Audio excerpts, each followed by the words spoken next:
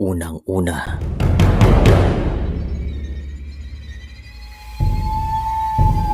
ang ilan sa mga Pilipino ay mahilig sa mga kwentong kababalagan at mayroon akong ikukwento.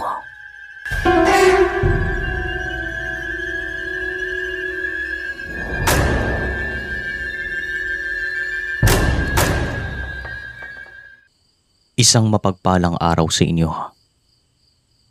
Itong karanasang ito ay nangyari sa bahay ng aking lolo. Nitong mga panahong ito ay nagtatrabaho ako malapit sa kanilang probinsya. Bali doon po ako nakadestino. Kaya napagpasyan ko na pansamantala muna akong maninirahan sa kanyang bahay kesa naman sa mga upahan ako. Gusto ko rin kasing makatipid nang sa ganon ay meron akong ipapadalang pera sa aking nanay. Lalong-lalo na sa aking mga kapatid na sa mga panahong ito ay nag-aaral pa lamang. Sa murang edad din nagtatrabaho na ako sapagkat yung tatay namin ay maagang pumanaw nang dahil sa isang malubhang sakit. Maraming salamat po sa pagkakataon na ito at sa pagbasa ng aking kwento. Sisimulan ko na. Isang hapon pagkarating ko sa bahay ni Lolo ay nakita ko siyang nagsisibak ng kahoy sa likod. Kaya agad ko siyang pinuntahan. "Lo, nandito na ako. Meron akong dalang mga ulam dito." Pasigaw na sabi ko habang papalapit sa kanya. "Sige apo, nakapagsaing na rin ako. Maya-maya lang ay kakain na tayo ng hapunan. Tatapusin ko lang to." Sagot naman niya at agad naman akong pumasok sa loob ng bahay. Makalipas naman na mahigit kalahating oras ay kumain na kami ng hapunan at pagkatapos nito ay pumasok na kami sa aming kwarto. Nag-iisa na lamang ang kwarto sa kanyang bahay sapagkat kanyang pinasira ang iba. Kasi minsan kung bumisita doon ang aking mga tiyo at tiya kasi meron na rin silang sariling mga pamilya. Bali si Lolo na lang ang naninirahan doon. Matagal na rin kasing pumanaw si Lola sa mga panahong ito. Bandang 7:00 ng gabi ay nakita kong tulog na si Lolo at nadidinig ko pa ang kanyang paghilik. Ang ibig sabihin naman ay mahimbing ang kanyang pagtulog. At makalipas naman ng mahigit 1 oras ay dinalaw na rin ako ng antok.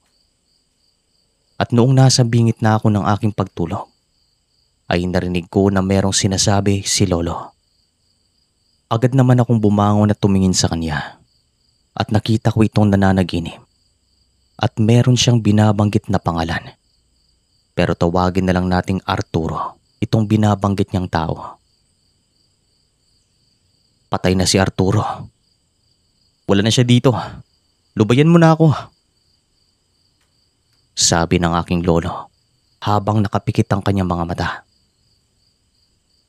Agad naman akong napaisip kung sino ang taong ito at kung bakit siya ang binabanggit ni Lolo.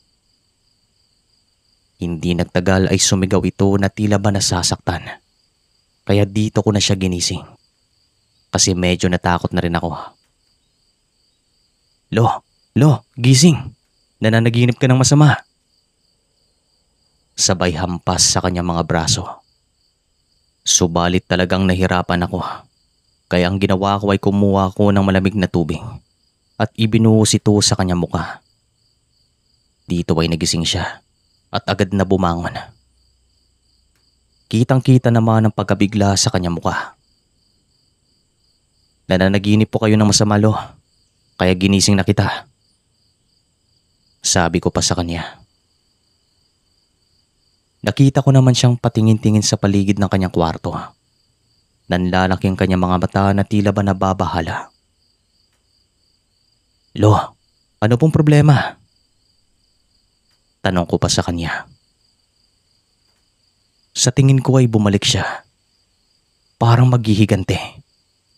Kasi hinahanap niya si Arturo. Sagot naman niya. "Sino po si Arturo?" At bakit parang nababahala po kayo? Sino pong bumalik? Tanong ko naman sa kanya. Basta, huwag ka na magtanong. Alam kong nakikinig siya ngayon. Pabulong na sabi niya at agad naman akong kinilabutan. Ilang beses ko pa siyang tinanong patungkol sa bagay nito pero hindi siya sumasagot. Kinabukasan, tinanong ko ulit siya. Kampante naman ako kasi meron ng liwanag. Pero ganun pa rin. At sabi niya, wag na daw akong magtanong patungkol dito kahit kailan. Wala naman akong magawa, Sir Chris, kundi ang tumango at sumunod sa kanyang mga kagustuhan sapagkat mas matanda ito sa akin. Kaya magmula sa araw na ito ay hindi na ako nagtanong pa patungkol dito. Alam ko na merong mali kasi palagi ko siyang nakikitang nababahala at patingin-tingin sa kanyang paligid na tila ba merong binabantayan. Gusto ko man siyang tanungin pero ganun pa rin. Papagalitan lamang niya ako. Makalipas naman ng ilang araw, isang gabi pagkatapos namin kumain ng hapunan, ay agad siyang tumungo sa isang silin na kanyang iniimbaka ng mga kagamitan. At narinig ko na parang meron siyang hinahanap kasi nakakarinig ako ng mga lagatik ng mga metal. Kaya nagtataka naman ako. Sa kanyang paglabas ay meron na siyang hawak na bolo na binabalot na ng kalawang. Nagtanong naman ako kung aanin niya pa ito at sabi niya ibabalik daw sa dating anyo. Tumango na lamang ako at hindi na rin nagtanong pa. Pumasok na lamang ako sa loob ng aming kwarto at nagpahinga. Makalipas naman ng isang oras ay narinig ko na parang pinapatulis niya ang kanyang bolo.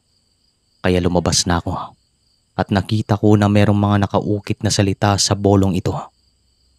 Subalit hindi ko nga lang maintindihan kung ano ang ibig sabihin ng mga salitang yon. Kaya nagtanong ako sa kanya. Ayon naman sa kanya ay mga orasyon daw ito. Pero hindi niya nasabi kung para saan ang mga orasyon at kung ano ang maitutulong nito sa bolo. Ayaw kasi ni Lolo ang maraming tanong. Agad siyang nagagalit, lalo pat sa mga panahong ito ay paiba-iba na ang kanyang modo, nang dahil na rin sa katandaan. Hindi pa po ba kayo matutulog, Lo? Tanong ko sa kanya. Mauna ka na. Meron pa akong gagawin pagkatapos nito. Sagot naman niya. Sige po. Gisingin niyo po ako kung meron man kayong kailangan. Sabi ko naman at agad akong pumasok sa loob ng kwarto para magpahinga. Makalipas sa mahigit kalahating oras ay dinalaw ako ng antok at di kalaunan ay nakatulog din naman. Kasi naramdaman ko ang pagpasok ni Lolo sa loob ng kwarto. Nakita ko naman siyang humiga sa kama habang hawak-hawak ang kanyang bolo. Kaya nagtataka ako kung aanin niya talaga ito. At nung narinig ko ang kanyang paghilik, ay dito na ako bumalik sa aking pagtulog kasi wala namang problema. Pagsapit naman ng madaling araw, ay nagising ako sa kanyang sigaw. Kaya naman dali-dali akong bumangon. At noong tignan ko ulit, ay hinahabol na niya ang kanyang hininga. Akala ko talaga sa mga sandaling ito ay mamamatay na si Lolo. At nang magising siya ay natataranta niyang kinuha ang bolo at akman niya sana akong tatagain. Mabuti na lang at agad kong napigilan ang kanyang mga braso. Lo, ako to! Bulalas ko naman at agad naman siyang napahinto. Hindi na tama to. Mukhang maghihiganti talaga siya. Sagot naman niya. Subalit sa mga panahong ito ay hindi ko pa alam kung sino ang maghihiganti. Kasi wala naman siyang sinasabi sa akin. Maliban sa Arturong iyon. Lo, sabihin niyo na po sa akin. Sino pong bumalik? At sinong maghihiganti? Tanong ko pa sa kanya. Ayaw kitang madamay, Apo. Hindi pangkaraniwang tao ang aking tinutukoy. Marami siyang kayang gawin. Bukas na bukas umalis ka na dito. Doon ka na muna matulog sa iyong pinagtatrabahuhan, kung pwede. Naku Lo, wala akong matutulugan doon. At saka, mahirap na kung uuwi pa ako sa amin. Sagot ko naman. Nakita kong umupo si Lolo at kanyang ipinatong ang bolo sa kanyang mga binti. Sige, ikukwento ko na sa iyo ang lahat-lahat. Subalit bigla namang umalulong ang aming mga alagang aso at nakarinig kami ng mga yapak sa likod ng aming bahay na tila ba merong tumatakbo doon. Agad namang tumayo si Lolo at sinabihan niya ako na sindihan ng mga insenso na nakapatong sa mesa. Kaya agad kong kinuha ang mga ito. Subalit ang problema ay wala kaming pangsindi. Nakapatay na rin ang mga gasera. Dito ka lang at kukuha ako sa kusina. Pabulong na sabi niya. Agad siyang lumabas ng kwarto at yung mga aso ay hindi pa rin mapakali sa mga sandaling ito. Meron silang tinatahulan pero hindi ko alam kung sino o ano. At lumipas lang ang mahigit 10 minuto ay hindi pa rin nakakabalik si Lolo. Kaya dito na ako lumabas para puntahan ito sa kusina. Sa pagdating ko doon ay nakita ko siyang nakatayo sa harap ng bintanang nakabukas. At pagkatingin ko naman sa labas ay meron din akong nakitang figura ng tao. Pero nang dahil sa sobrang dilim ay hindi ko maaaninag ang kanyang mukha. Narinig ko naman na parang nag-uusap ang mga ito. Lo, sino yan? Tanong ko sa kanya at agad namang lumingon si Lolo at nilapitan niya ako. Pagkatingin ko ulit sa bintana ay wala na ang figurang iyon. Lo, sino po yun? Bumalik na tayo sa loob ng kwarto. Tama nga ang aking hinala. Bumalik siya para magiganti. Sagot naman niya. Naguguluhan po ako. Sino? Tanong ko pa. Hindi pa ito ang tamang oras para sabihin ko sa iyo ang lahat. Sa ngayon, ay makiramdam muna tayo. Wag na wag lang siya magkakamali na pumasok dito. Kasi kahit mahina na yung mga tuhod ko, ay hindi ako magdadalawang isip na makipagbuno sa kanya. Sagot pa niya. Nang makapasok na kami sa loob ng kwarto, ay nakiramdam lamang kami. At makalipas naman ang mahigit kalahating oras ay tumigil naman sa pag-ingay ang mga alaga naming aso. At naging tahimik din naman ang paligid. Sabi naman ni Lolo ay huwag kaming matulog kasi hindi namin alam na pwedeng mangyari. O hindi namin alam ang pwedeng mangyari. Sumang-ayon naman ako sa kanyang suwestyon kasi nakakaramdam na ako ng kilabot. At masama ang aking kutob sa madaling araw na ito. Pumapasok na rin sa aking isipan na aswang ang nabubulabog sa amin. Wala nang iba. Mabuti naman at hindi nasundan ang mga pagpaparamdam sa amin sa madaling araw na ito. Subalit makikita kay Lolo na talagang nag-aalala ito at nababahala.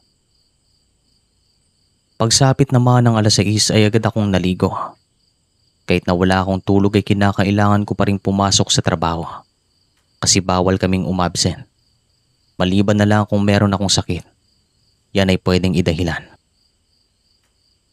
Habang naglalakad ako papuntang bayan, ay meron naman akong narinig na yapak sa aking likuran. At tila ba merong sumusunod sa akin kaya lumingon na ako. Dito ko naman nakita ang isang matanda na halos natatakpan ng kanyang buhok ang kanyang mukha. At meron akong nakitang mahabang peklat sa kanyang mga braso. Parang natamaan ito ng isang matulis na bagay at sa tingin ko ay matagal na rin itong humilom. Nang dahil sa kinukutuban na ako ng masama, ay nagdahan-dahan ako at pagkalampas niya ay nakita ko siyang nag-iwan ng masamang titig sa akin. Nakita ko rin na parang nagngingit-ngit ito sa galit kaya inisip ko na baka isa lamang itong taong baliw. Kinahapunan Sa pagdating ko sa bahay ay agad kong kinuwento kay Lolo ang tungkol dito. At habang ako'y nagkukwento ay nanlalaki naman ang kanyang mga mata. At tila ba nag-aalala. Lo, hayaan mo na yon, Lo.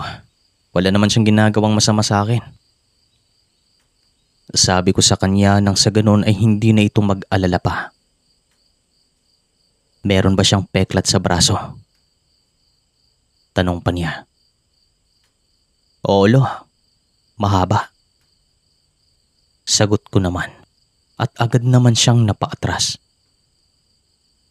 Siya nga. Sagot naman niya. Lo, kwentuhan mo nga ako, Lo. Magsabi ka ng totoo. Ano bang nangyayari? Wala akong ibang iniisip sa aking pinagtatrabahuan.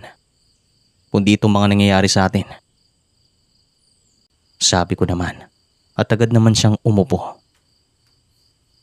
Dito ay nagsimula siyang magkwento.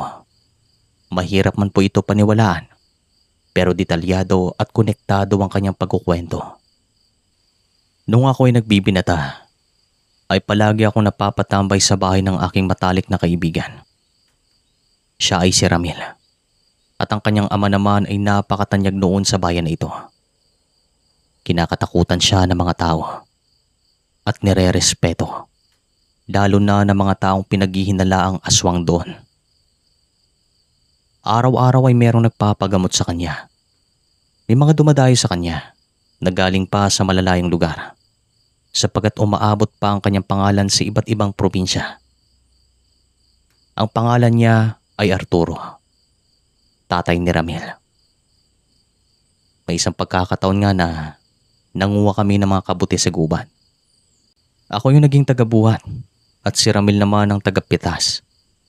Si Arturo naman ang nagtuturo kung anong klaseng kabuti ang aming pipitasin, sapagkat yung iba ay merong mga lason.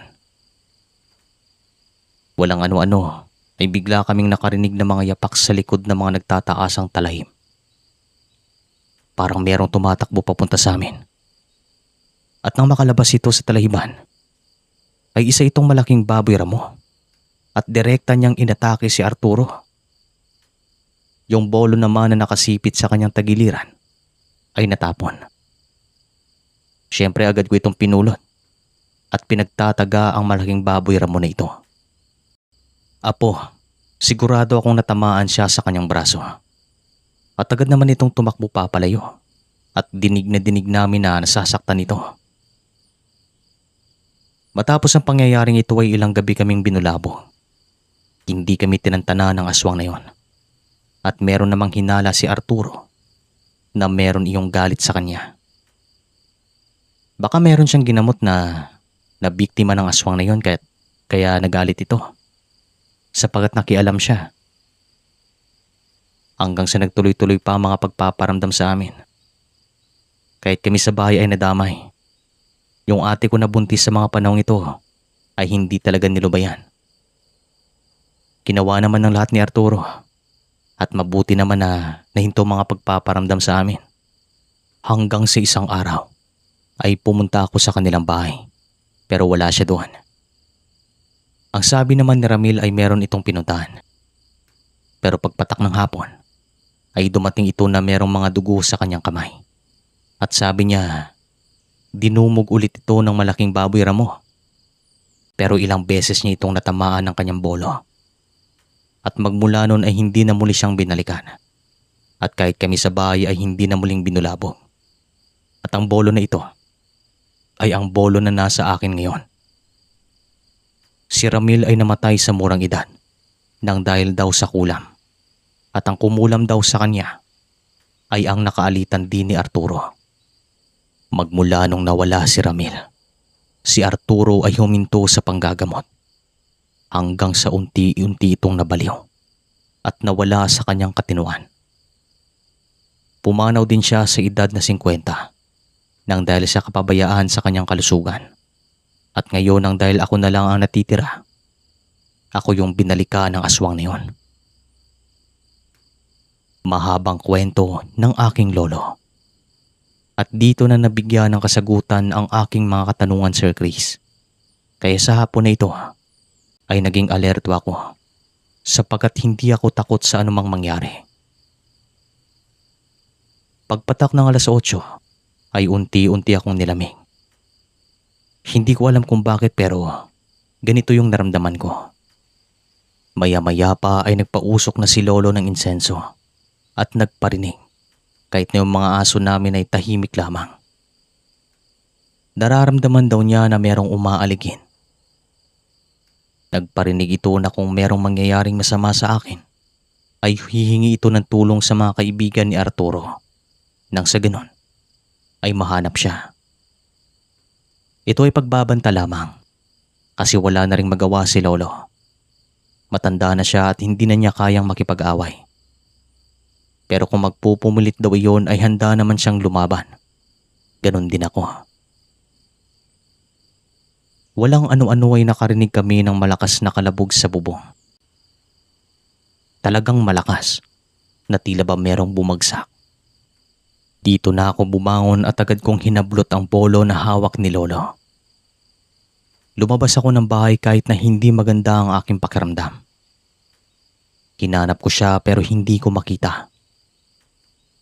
Meron naman akong banta na kahit ilang gabi pa siyang bumalik sa amin, ay mananatiling handa sa anumang mangyari. At maya-maya pa, nakarinig kami ng mga yapak sa likod ng bahay na parang merong tumatakbo papalayo. Dito na rin nagtahula ng aming mga aso. Ilang gabi pa kaming binulabog noon, pero unti-unti lang namang natigil ang mga pagpaparamdam sa amin. At nagpapasalamat naman kami. Makalipas naman ng ilang buwan, ay nilipat ako sa ibang lugar at hiningan ko naman ng pabor ang aking pinsan na kung pwede ay samahan naman niya si Lolo doon sa bahay para meron itong kasama. Mabuti naman at pumayag ito kasi nagtatrabaho din siya malapit sa bayan na iyon. Kung maaalala ko lang ang kwento ni Lolo, ay hindi ko naman mapigilan ang humanga. May mga pinagtanungan din naman ako at kilala nila si Arturo. Talagang tanyag ito sa bayan na iyon. Dito ko na po tatapusin ang kwento. Maraming salamat po sa binigay niyong oras. Hanggang sa muli po.